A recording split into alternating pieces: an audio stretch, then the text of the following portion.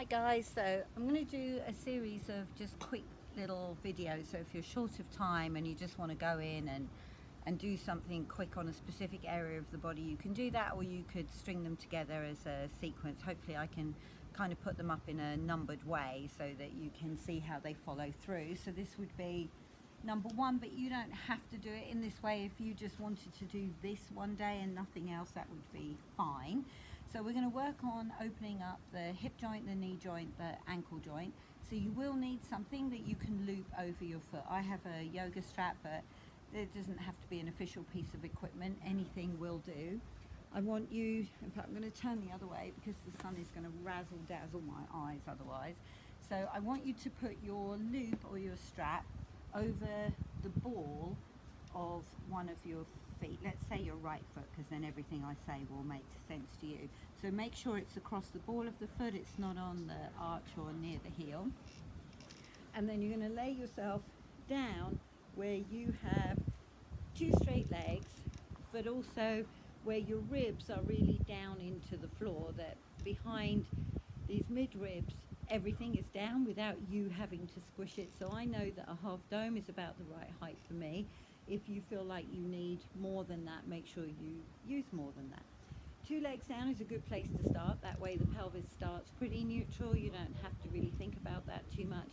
And then if you want a double whammy of getting some arm work, you can really use a strong hand grip on your strap to pull your leg up.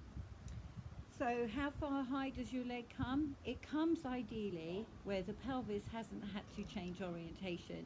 So you don't want to bring the leg up where the pelvis tucked back. If you're going to be really picky, it comes up where the back of your hamstring is still down onto the floor.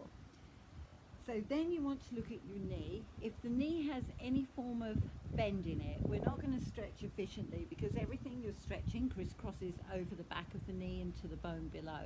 So I want you to try and make sure your knee can fully extend, even if that means the leg has to come a little bit lower. So when you've checked your pelvis is level, your knee is fully extended, you're going to use the strap to pull the foot down towards you more to make sure the ankle has as much bend in it as is available to you. And then I want you to look at the orientation of the leg. So it's tricky for me to show you this on camera, but oftentimes when the leg is out in front, it's actually a little over towards the midline or a little away from the midline. Can you kind of eyeball your hip socket and see if the leg looks like it's pointing straight ahead? Then if you look at your foot, the outside edge of the foot, you want to see, is that looking towards you? Or is it kind of doing this where it's twisting away and actually the sole of your foot, instead of looking directly ahead, is a little off? I'm kind of exaggerating here, but it would look something like that. And then pull that baby toe side back towards you. So when you have your pelvis in neutral, your knee fully extended, and your ankle with this degree of bend on it, something through the back of the leg should be speaking with you right now.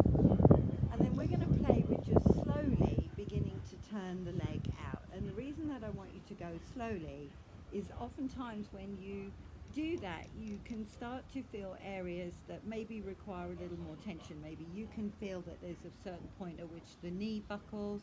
Maybe there's a certain point at which you're not holding on to the bend of the ankle. And in which case, if you've gone slowly, you can pause, linger in those places. So when you've found whatever your maximum is, can you fully extend your knee and then really pull down on the strap and fully bend the ankle joint? And then can you play now with slowly rotating the leg inward? And then same thing here. Can you fully extend the knee, pull back on the ankle joint?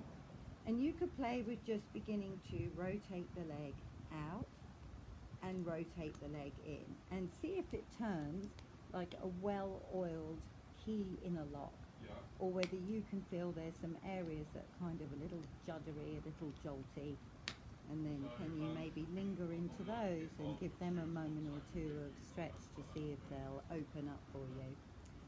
So then I want you to take the leg into the turnout, and I want you just to double check before we add on that this side of your pelvis is not hiked up. So oftentimes when you bring the leg up, you'll kind of pull the hip up towards the ribs. I want you to try and make sure it's down. So on both sides of the body, the space between your bottom rib and your hip is equal length. Then you're going to bring that turned out leg across your standing leg, and you're going to watch like a hawk that the leg you're bringing across doesn't rotate back to what you assume is parallel. I want you to keep the rotation, and in the turnout, notice if your knee has started to buckle and bend, see if you can extend it. Has your ankle changed orientation? Can you fix that? Is the baby toe side of your foot sickling away? Can you fix that? So if you come to my classes, we'll have talked about how sometimes turnout isn't really turnout, it's just you putting your leg back into a very neutral position, which is why I want you to find that turnout, bring the leg across only where you maintain it and not where your leg starts to rotate itself back. And you could pause the video and linger here, or linger in the turnout and the turn in as long as you like, but we're going to come back to center, bend the knee, bring the strap through the middle of the knee and bring the leg towards you. Now, I want the strap through the middle of the knee because what you're trying to do is keep this shin bone relatively straight. So this would be a shin bone angled up, a shin bone angled down. I want you to try and find what looks like straight to you and then pull the leg in from there. So the reason we're doing this is as a way to practice, do you have the hip joint mobility, knee joint, ankle joint to be able to get one leg into a one-legged squat. And it's always interesting to see the reaction on the back of this leg. So I'm not sure if you'll be able to see this on the camera, but as I pull this leg in, can you see how this leg is coming up off the mat? So again, if you're going to be really picky, you want to get the back of this leg down and see, can I pull this leg in without having to disturb this side of the pelvis, throw the back of this thigh under the bust to get it there. And then you're going to let that release, let that leg go out to straight. Take a moment here to feel the difference between the two sides. So I can always feel how the leg I've worked on feels considerably longer, but also that whole side of my back lies on the floor very differently. So then we're going to do the same thing on the other leg. Hook it around the ball of the foot. Start both legs out to straight. Bring this leg up. And again, the pelvis stays down relative to two hip bones, pubic bone, trying to line up with each other. This side of your pelvis shouldn't have hoiked itself up. You want to keep this side of your waist long. And then you look at the knee, you make sure that the knee fully extended. I can't believe I'm having to shade my eyes in England, it's amazing. And then make sure that the ankle joint has the greatest degree of bend available to you. This is a great place to work on your hand grip and arm strength because legs are pretty heavy. And if you kind of ease off on the strap, you'll feel how the leg will kick in and take itself there. I like this kind of double whammy where your arms are getting a bit of a workout and you can keep exchanging which arm is higher up the strap. And then the leg is quite passive. So then you start to play with rotating the leg out, going slowly into that to see is there a place in the turnout where you see the knee start to change or the ankle start to change. Can you fix it at that point? And if you can't, maybe back out of the turnout a little. See if you can find a place where nothing has to change at the knee or the ankle. And then start to work the rotation in. And as you play with that, notice whether you have equal range of motion from the turn out and the turn in.